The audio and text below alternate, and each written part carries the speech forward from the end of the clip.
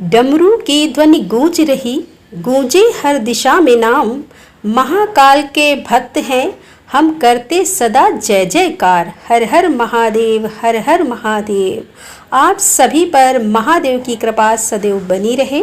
प्रिय श्रोताओं, आज सोमवार का दिन है, तो आज के इस वीडियो में आप सुनेंगे सोमवार की व्रत की संपूर्ण कथा। पौराणिक कथा के अनुसार अमरावती नगर में एक धनी व्यापारी रहा करता था।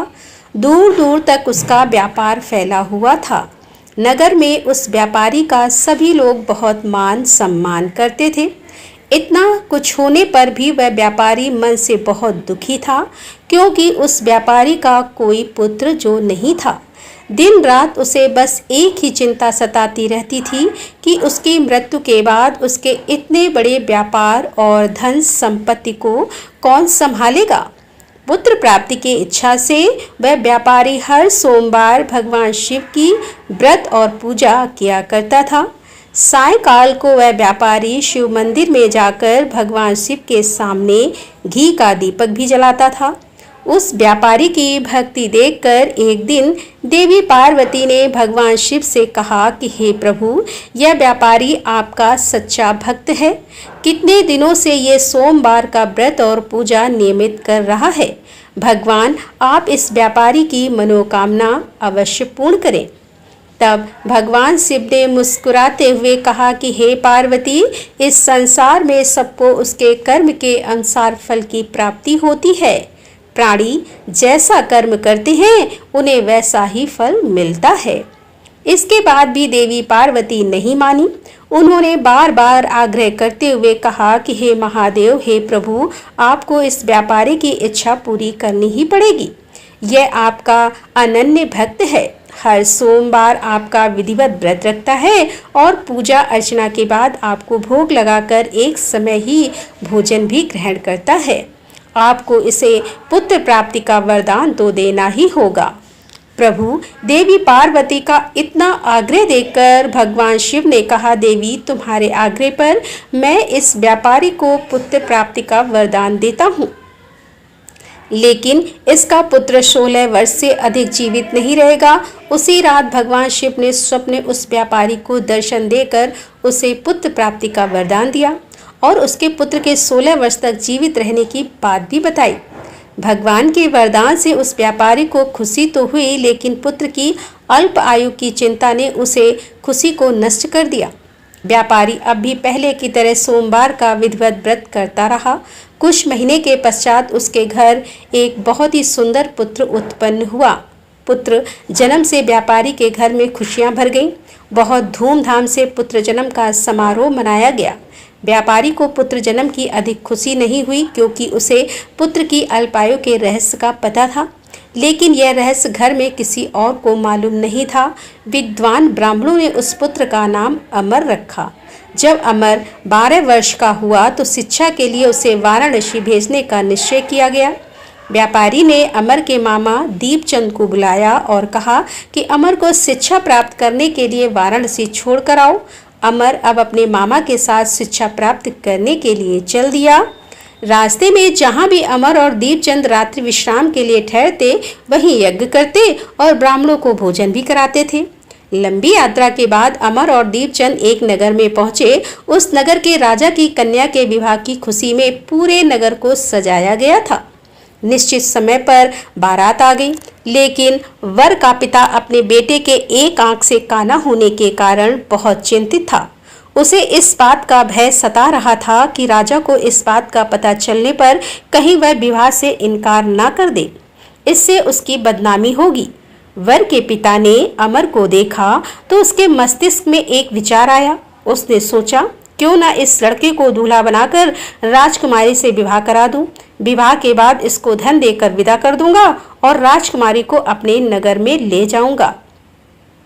वर के पिता ने इस संबंध में अमर और दीपचंद से बात की। दीपचंद ने धन मिलने के लालच में वर के पिता की बात को स्वीकार कर लिया और अमर को दूल्हे के वस्त्र पहनाकर राजकुमारी चंद्रिका से विवाह करा दिया गया।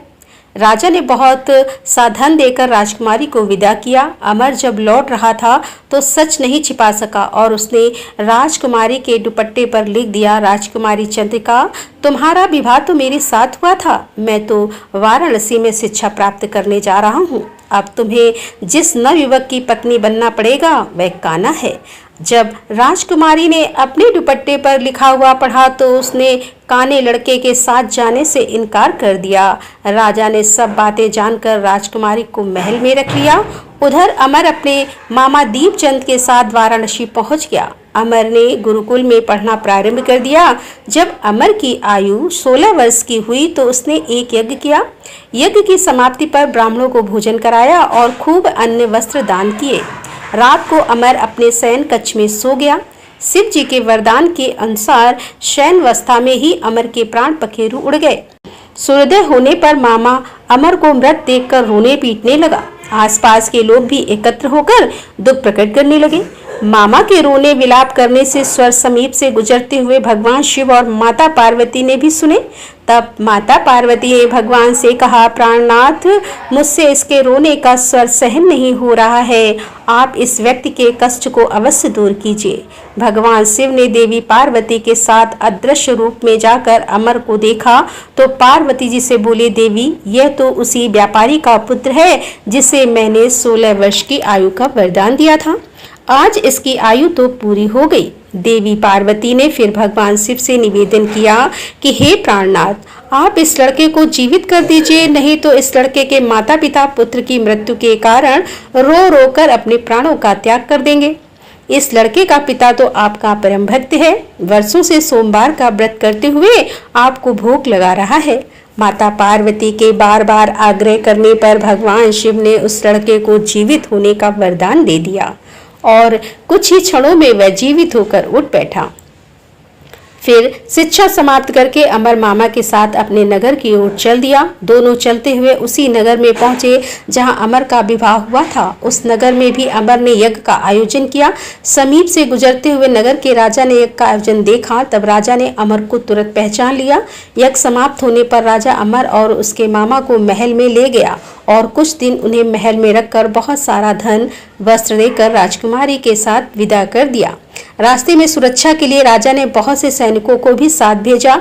दीपचंद ने नगर में पहुंचते ही एक दूत को घर भेजकर अपने आने की सूचना भेजी।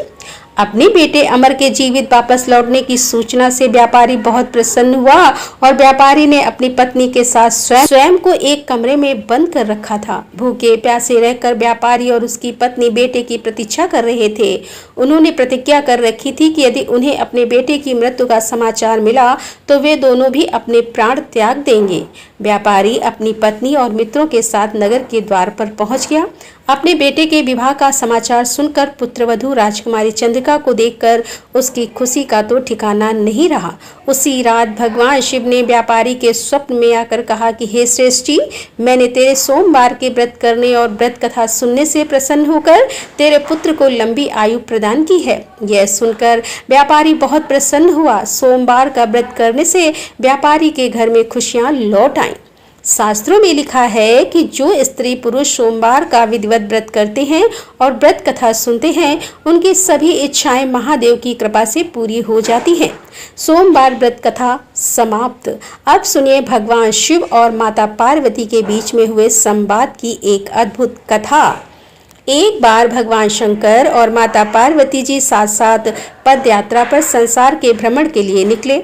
संसार में अनेक स्थानों पर घूमने के बाद एक बार देवी पार्वती जी थक गईं और उन्होंने भगवान शिव से थोड़ी देर विश्राम करने के लिए कहा। भगवान शिव ने विश्राम करने के लिए हामी भर दी और फिर वे दोनों एक बड़े से पीपल के पेड़ के नीचे छांव में बैठ गए। थोड़ी ही देर बाद भगवान शिव अपनी करवट बदलकर लेट गए, लेकिन माता पार्वती की नजरें उन चींटियों की कतार पर टिकी हुई थी जो एक जगह से दूसरी जगह पर रेंगती हुई जा रही थी। चींटियों के बीच में रास्ते में पड़ा था एक रेंगने वाला कीड़ा, जिसे वे चींटियां लगातार चलते हुए काट रही थी। वह कीड़ा अपनी रक्षा करने में असमर्थ था क्योंकि चींटियां बहुत सारी थी और कीड़े को इस तरह चींटियों के काटने से अत्यधिक पीड़ा हो रही थी। वह अपनी रक्षा के लिए झटपटा रहा था। माता पार्वती जी यह दृश्य देखकर दुखी होने लगी। माता कैसे न कैसे करके उस कीड़े को पीड़ा से मिटाना चाहती थी, लेकिन खुद करने में असमर्थ थी। तो माता ने कीड़े को इस समस्या से मुक्ति दिलाने के लिए भगवान शिव से प्रार्थना की। भगवान शिव ने जब खड़े होकर उस कीड़े को देखा तो उन्होंने देवी पार्वती को समझाया कि आप इस पर ध्यान मत दो, यह किसी पीड़ा में नहीं है बल्कि अपने कर्मों का ही फल भोग रहा है।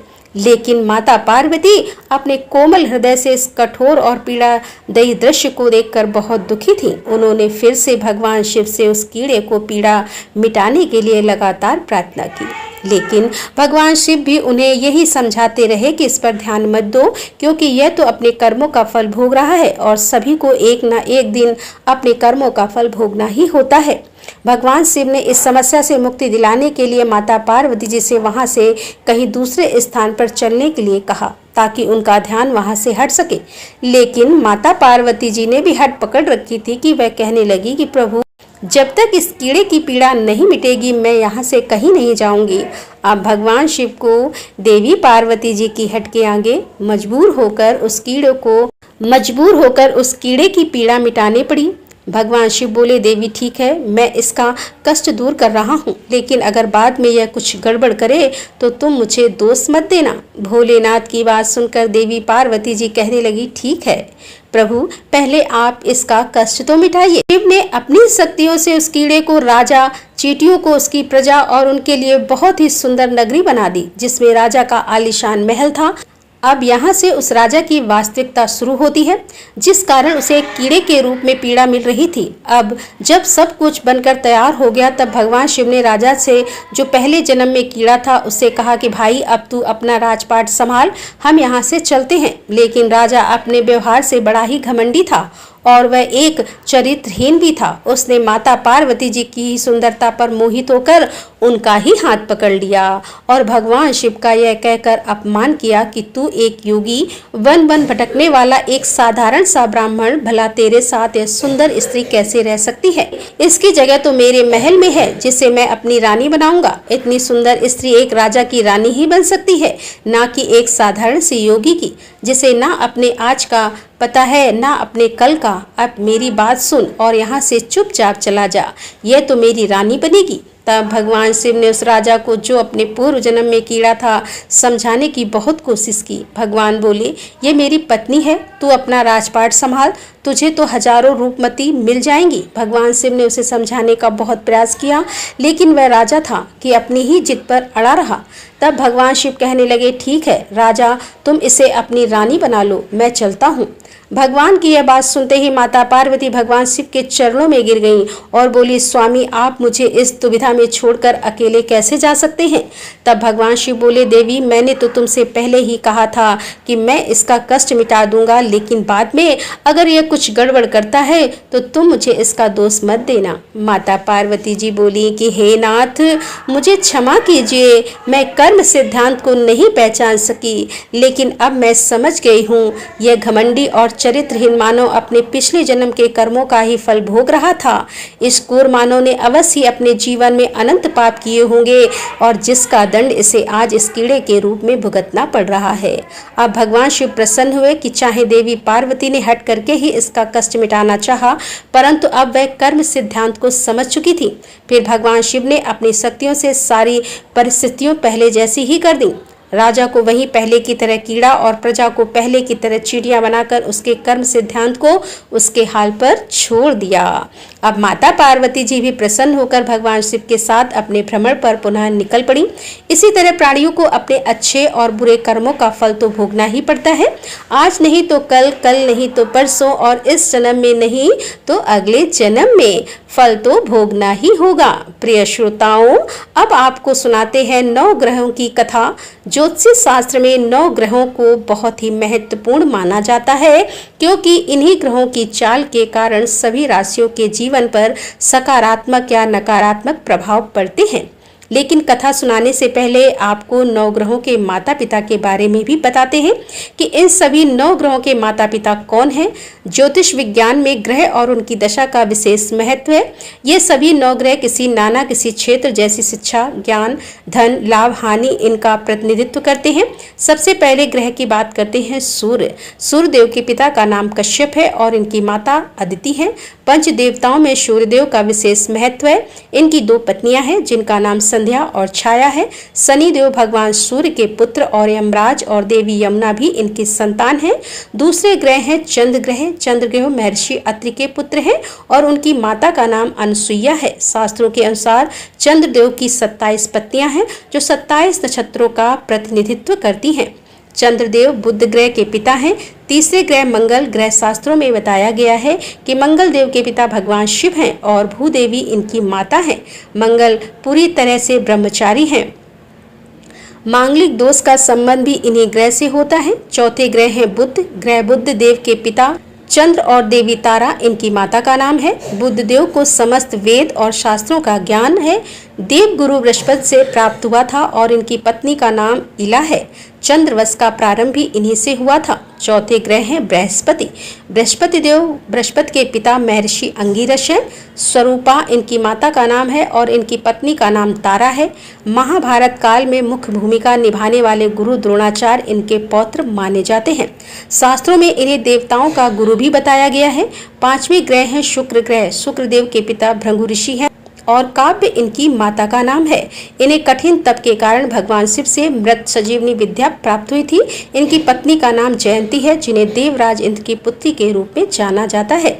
छठे ग्रह है शनि ग्रह। शनिदेव भगवान सूर्य के पुत्र हैं और इनकी माता का नाम छाया है। लेकिन शनि का स्वभाव अपने पिता के गुणों से बिल्कुल विपरीत है। शनिदेव कर्मों के अनुसार फल प्रदान करते हैं और इनकी पत्नी का नाम धामिनी है।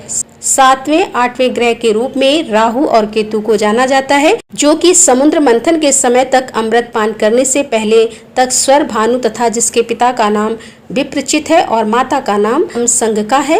राहु की 2 पत्नियां हैं जिनका नाम नागवल्ली और नागकणी है। इनका वाहन काले अशम बाल रथ है।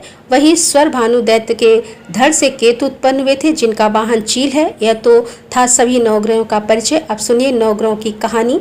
एक बार की बात है, किसी गांव में एक भाई बहन रहते थे। बहन का विवाह हो चुका था तो एक दिन भाई अपनी बहन से मिलने के लिए उसकी ससुराल जा रहा था। रास्ते में भाई को एक सांप मिला और कहने लगा, मैं तुझे डस लूंगा। भाई बोला, हे नाग देवता, मैंने ऐसा कौन सा अपराध किया है जो आप मुझे डस लोगे? मैं तो अपने माता पिता का एक ही पुत्र हूँ, अपनी बहन का इकलौता भाई हूँ, फिर मुझे तुम क्यों डसोगे? मेरी पत्नी और मेरे बच्चे मेरा घर पर इंतजार कर रहे हैं, आप मुझे क्यों डसना चाहते हो? तब सांप बोला कि तुम्हारे ऊपर 9 ग्रहों की दशा लगी हुई है, इसलिए मैं तुम्हें डस लूंगा। जब सांप किसी भी तरह राजी नहीं हुआ तो वह बोला कि ठीक है, मैं अपनी बहन के घर उससे मिलने जा रहा हूँ, जब मैं वापस आऊंगा तब मुझे डस लेना। सांप बोला, क्या पता तुम वापस आते समय इस रास्ते से आओ या ना आओ, मैं तो तुम्हें अभी डस लूंगा। तब वह लड़का बोला कि ठीक है, तुम ऐसा करो, मेरे इस थैले में बैठ जाओ, जब मैं अपनी बहन से मिलकर वापस आऊंगा तब मुझे डस लेना। सांप ने उसकी बात मान ली और थैले में बैठ गया। लड़के ने ऊपर से बेलपत्र ढक दिए ताकि वह किसी को दिखाई न दे और फिर अपनी बहन के घर पहुंच गया। बहन उस समय 9 ग्रहों की कहानी कह रही थी। उसने भाई को आया हुआ देखकर भाई से कहा कि भाई तुम बैठो, मैं पहले 9 ग्रहों की कहानी कह लूं, तुम बैठो और मेरी कहानी भी सुनो। बहन ने कहानी कही, भाई ने कहानी सुनी। जीवों की, जानवर की, हाथी की, घोड़े की, कुत्ते की, बिल्ली की, भाई की, बहन की, घर के धनी की, बेटी जवाई की, देवरानी जिठानी की, सास ससुर के संग की, सहेली, सास ससुर के जेठानी की, सास ससुर की, संग की सहेली की। सबके ग्रह शांत हो जाएं, घर चले 8 पग, आदमी चले 4 पग, सांप बिच्छू भंवरे सब आग में चले। ऐसे भाई को कहानी सुनाकर बहन खड़ी हो गई और भाई के पास रखे थैले को देखकर भाई से बोली, भाई थैले में क्या लाए हो? इससे पहले कि भाई कुछ कहता उसने वह थैला उठाया और घर के अंदर ले गई। थैला खोलकर देखा तो बेलपत्र, केले और संतरे बन गए और सांप एक चमचमाता आता हुआ हार बन गया। जब हार पहनकर वह बहन बाहर आई तो बहन के गले में चमचमाता हार देखकर भाई बोला, बहन इतना कीमती हार तुम कहाँ से लाई हो? बहन बोली, भाई तुम ही तो लाए हो मेरे लिए। थैले में केले और संतरे के साथ हार भी तो था। भाई ने सुना तो हैरान रह गया और बोला, बहन उसमें हार नहीं बल्कि मेरे मृत्यु का सामान था। ऐसा कहकर उसने सारी बात अपनी बहन को बताई और फिर कहने लगा कि वह बहन, यह तेरे ही 9 ग्रहों की कहानी का प्रभाव है जो वह सांप हार बन गया। अब यह हार तू ही रख ले। कुछ दिनों के बाद बहन के घर रहने के बाद जब भाई वापस चलने लगा तो बहन बोली, भाई तुम्हारे 9 ग्रहों की दशा लगी है, तुम घर जाकर भाभी से कहना कि वह 9 ग्रहों की कहानी कहे। ऐसा कहकर उसने अपने भाई को विदा किया। भाई जब अपने घर पहुंचा और जाकर अपनी पत्नी से बोला कि सुनो, हमारे 9 ग्रहों की दशा लगी है, हम 9 ग्रह की कहानी रोज कहा करेंगे। मैं कहूँगा और तुम सुनना, तुम कहोगी तो मैं सुनूँगा। फिर बोला, जाओ 1 लोटा जल का भर कर लाओ, साथ में चावल और चीनी के दाने भी लेकर आओ। उसकी पत्नी सारी सामग्री लेकर आई। कहानी कही, जीव की, जानवर की, हाथी की, घोड़े की, कुत्ते की, बिल्ली की, देवरानी की, जेठानी की, सास ससुर की, घर के धनी की, बेटी के जमाई की, भाई बहन की, सबके 9 ग्रह शांत हो जाइयो। घर चले 8 पग आदमी चले, 4 पग सांप बिच्छू भवरे, सब आग में जल जाइयो। सभी 9 ग्रहों को नमस्कार है। जैसे 9 ग्रहों की दशा भाई की उतरी वैसे ही इस कहानी को कहते, सुनते और हुकारा भरते सभी की उतरे। सब पर 9 ग्रहों की कृपा बनी रहे। राधे राधे। जय श्री कृष्णा। हर हर महादेव। जय भोलेनाथ की।